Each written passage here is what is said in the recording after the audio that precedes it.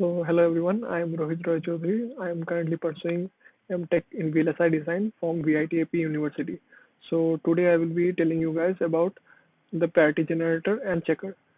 So, I have created a presentation. I will show you. So, this is the cover page. So, first I will tell you what is a parity generator and checker. So, a parity generator is a combinational circuit that generates the parity bits in the transmitter. On the other hand, checker checks the parity in the receiver and it is known as parity checker.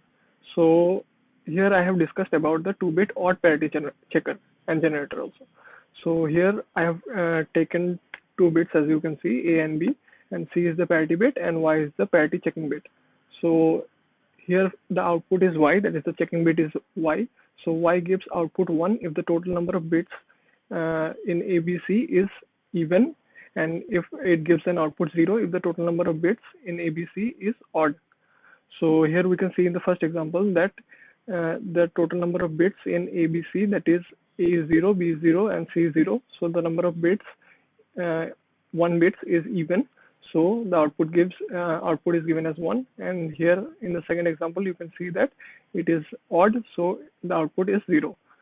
So here I have created the key map for the same, and here you can see that the output is only active for, here the output is only active for 000 and 011 and 101 and 111.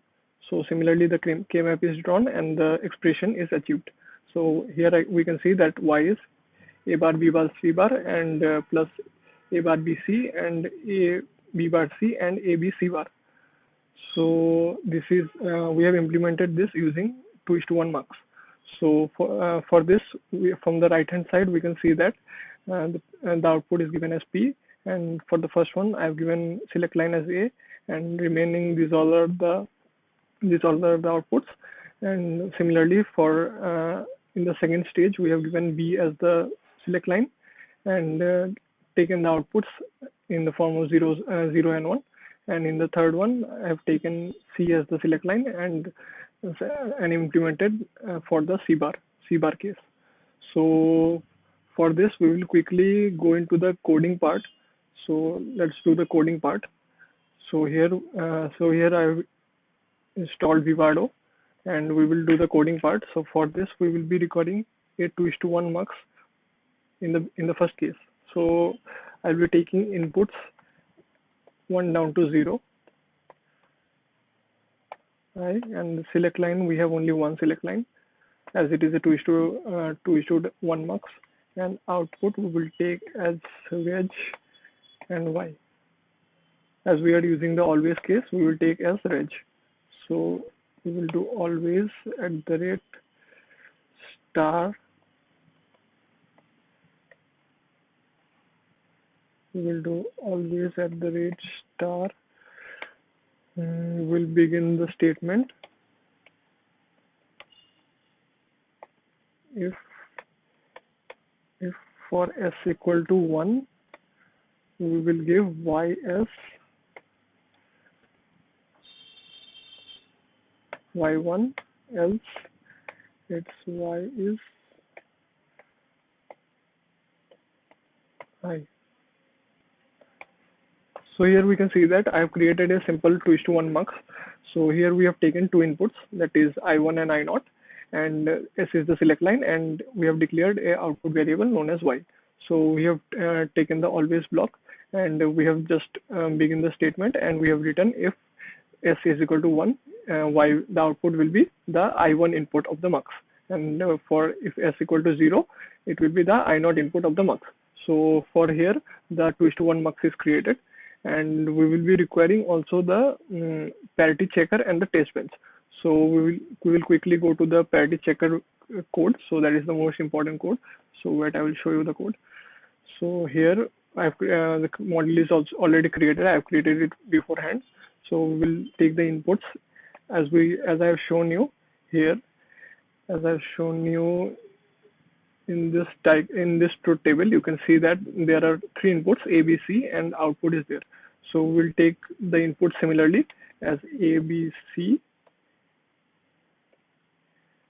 We have taken the inputs A, B, C, and we will take the output as y, similar as the figure. So here we can also see that, wait, here we can also see that in this implementation using mux, we can see that there are three wires, the W1, W2, and W3. So we'll be giving three wires here. So wire is W1, W2, and the W3. So here also we can see from here that we will be recurring 4 mux, 4 2:1 mux. We have implemented this using 4 2:1 mux. So we'll be writing the code for 4 2:1 mux. So mux 4 2:1, we are calling that, we are instantiating that mux which we created just now. So we are just giving some name, and also you can see here that the first input is 0 and the second input is y when the control line is C. Select line is C. So we will do the code similarly. It's 0, it's 1. Select line will be C and the output is W1 in this case.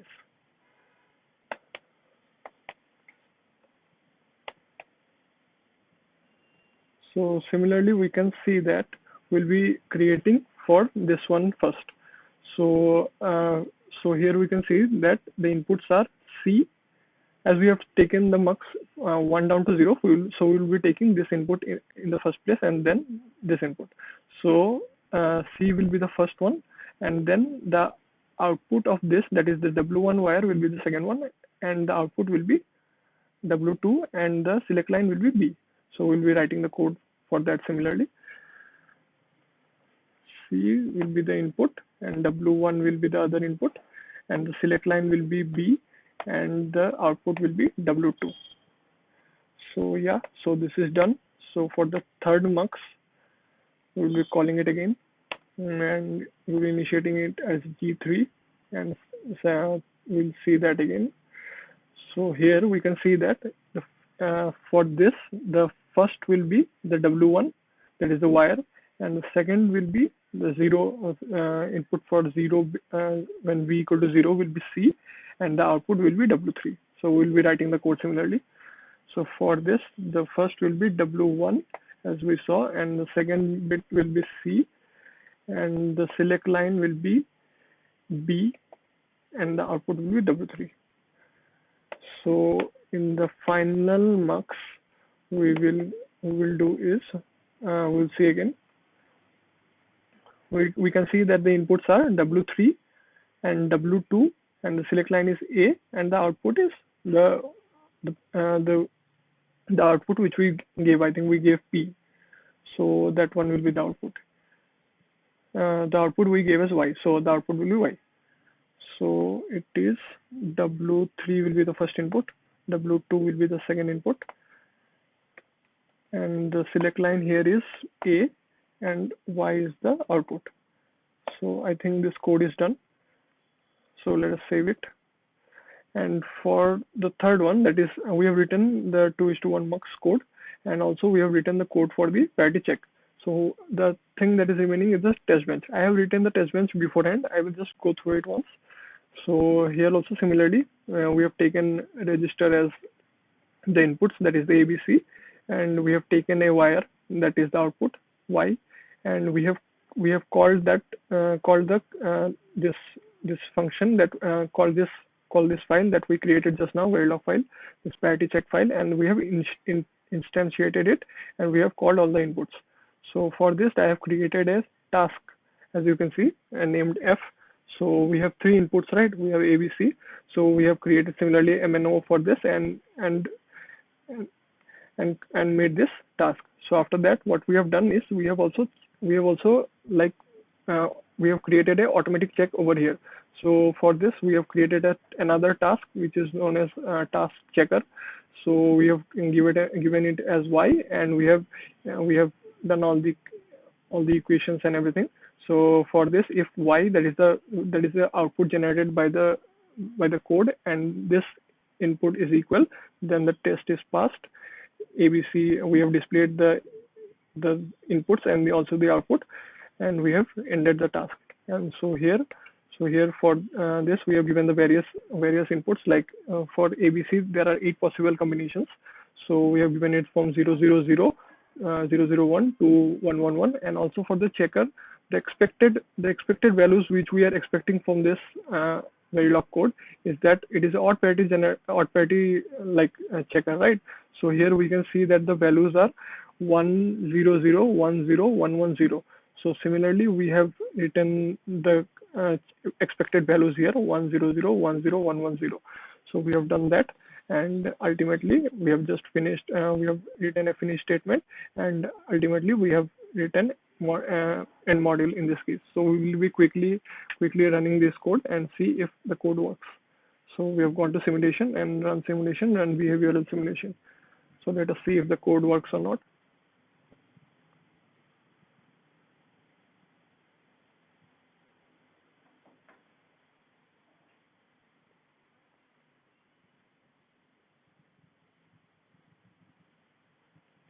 If the code works correctly, it will show every possible inputs as test pass, or if it is not working properly, it will show as test field. So let us check it in the console here. So we have given 8 inputs as eight inputs in the test bench. So all possible inputs. So here we can see for 000 case, it's working fine, test passed, and 001 also it's test pass. So we can similarly see that for all the possible combinations, it is giving us test pass. So we can say that our code is working correctly. So let me quickly go through the code again, what we did. So here we are checking for the odd parity generator, like I will show you here once. We are checking for the odd parity generator. So the number of bits in Y will be 1 if the total number of bits in ABC is even, and it will give us output 0 if the total number of bits is odd. So for this we have written the code here. So we are implementing it using 2:1 mux. So I have written the code for 2:1 mux in the first hand.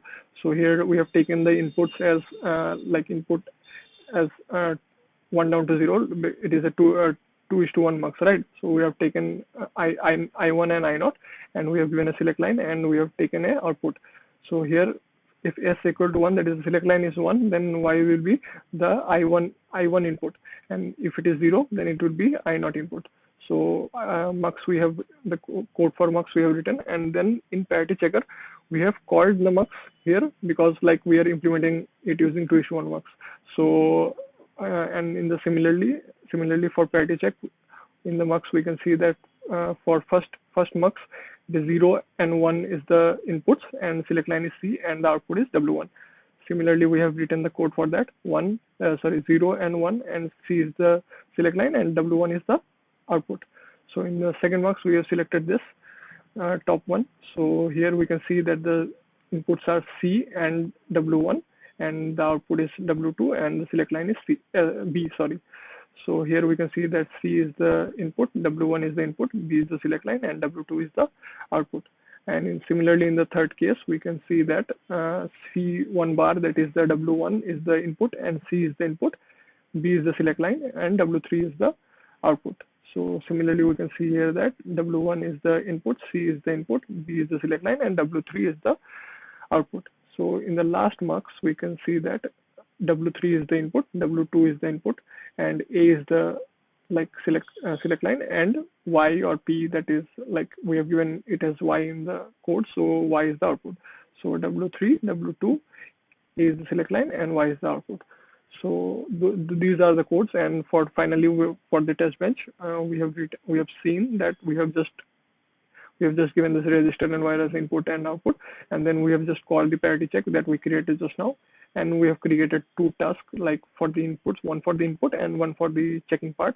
So those things were done. So if the value for Y is like if the expected output is equal to the output given by the code, we have written as test is passed, and so yeah, and it will display the outputs. And here for the giving the values and everything, so here we have seen that we have given all possible inputs that are possible in the 3-bit, so from 000 to 111, and we have also given the expected outputs in the check function.